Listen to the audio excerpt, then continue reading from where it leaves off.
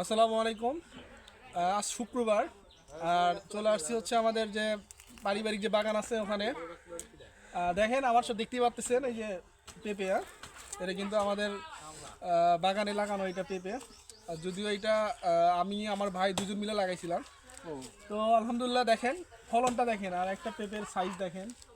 তো এখন কিন্তু হচ্ছে পেঁপে লাগানোর একটা উপযুক্ত সময়, সামনে যেহেতু বর্ষা আসতেছে।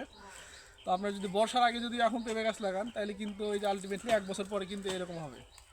তো যারা এখনো জমি পতিত আছে, বাসার বাড়িতে বা আপনার আঙিনায় জমি আছে, তারা প্রতি বাড়িতে 10টা করে হলেও পেঁপে গাছ লাগান।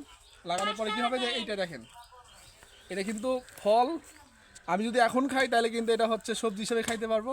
দেন হচ্ছে আমি যদি কিছুদিন পরে রেখে দিই তাহলে কিন্তু ফল হিসেবে খাইতে পারবো। এই যে পেঁপের যে বহুমুখী ব্যবহার, এটা কিন্তু আসলে মানে আল্লাহ তাআলার বিশেষ একটা নিয়ামত এইটা আমাদের জন্য। তো অবশ্যই হচ্ছে আপনারা পেঁপে লাগান আর নিজের গাছের পেঁপে নিজে খান। ধন্যবাদ।